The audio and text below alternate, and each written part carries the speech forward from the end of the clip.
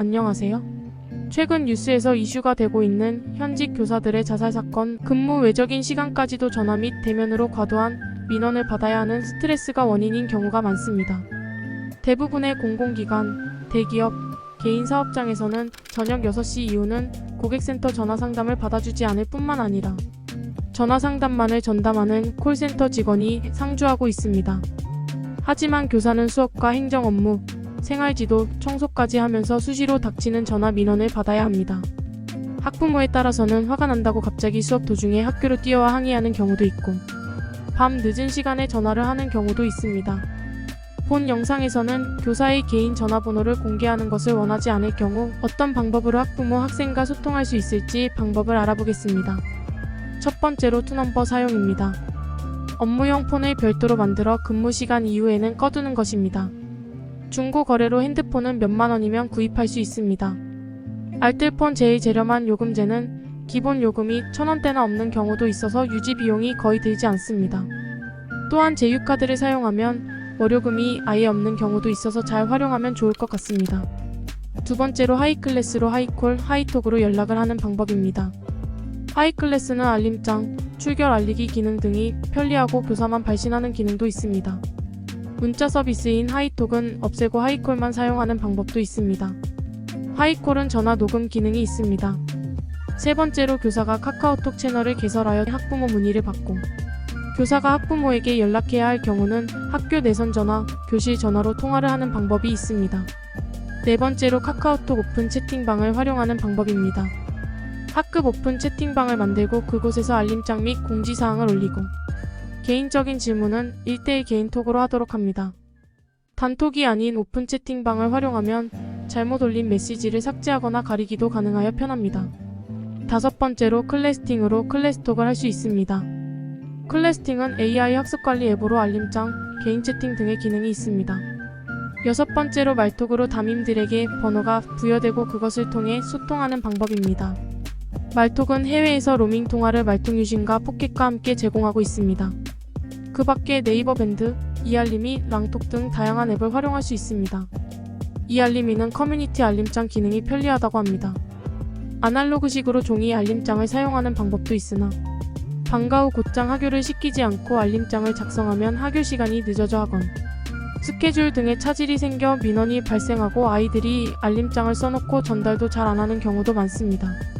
학교 안심번호 어플도 있는데 유료로 학교에서 가입을 합니다. 문자 단문 발신 가능한 교실 내선 전화를 설치하는 경우도 있습니다. 학교의 비치 단문만 착신 가능합니다. 어린이집, 유치원에서는 한그룹 키즈노트 등으로 학부모와 소통하고 아주 다급한 일의 경우는 유치원 어린이집 대표 전화로 소통하는 방법이 있습니다. 이 경우에 학부모가 자녀의 활동사진, 동영상 등을 교사에게 무리하게 요구할 경우 아이들을 보육할 시간을 방해받게 되므로 학기 초에 미리 학부모에게 교사의 방침을 당당하게 밝히는 것이 좋습니다. 학부모들이 아이들을 스마트 기기와 멀리 키우고 싶은데 담임 선생님이 카톡 등으로 연락을 하니 아이 교육을 망친다고 항의하는 경우도 있습니다. 또한 작년에는 담임 선생님이 어떤 채널로 연락을 했는데 올해는 왜 그렇게 안 해주냐 요구하는 경우도 있습니다. 교사가 개개인의 학부모의 선호도를 다 맞추어 주는 것은 불가능합니다. 따라서 학부모들에게 교사의 소통 방침을 학기 초에 강력하게 인지시키고 협조를 요청하는 것이 필요합니다. 교사에게 밤 늦은 시간에 전화를 하는 학부모는 자녀들도 밤 11시에 교사에게 연락을 해온다거나 하는 경우가 많습니다. 또한 교사 역시도 연락을 피한다, 성의가 없다, 일방적으로 선생님 하고 싶은 이야기만 하려고 한다는 인상을 주지 않도록 필요한 부분에 있어서는 소통에 응해야 합니다. 어떤 소통의 채널을 사용하더라도 상호간의 예의를 지킨다면 갈등이 일어날 이유가 없습니다. 상호간의 에티켓을 지키는 것도 교육의 일환이므로 학기 초에 교사, 학생, 학부모는 서로 소통의 예절을 상호간에 다짐하는 절차가 필요합니다. 그 예문을 제시하겠습니다.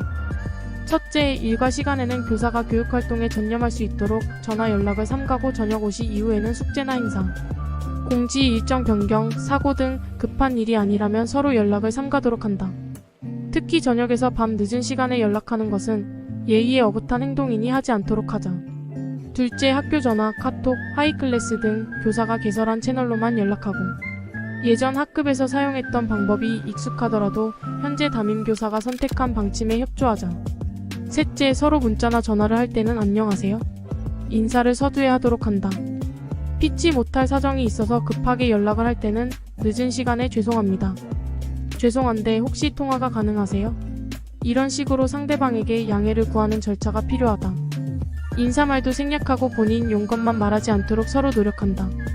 이번 영상에서는 교사 개인 전화번호 공개하기 싫다면 어떻게 학부모, 학생과 소통해야 할지 알아보았습니다. 무엇보다 학부모의 불안감과 분노에 여과없이 노출되어 퇴근 시간 이후에도 민원을 받고 있는 교사들이 교육활동에 전념할 수 있도록 교육부, 교육청 차원에서의 적극적인 노력이 필요하겠습니다. 영상을 시청해주셔서 감사합니다.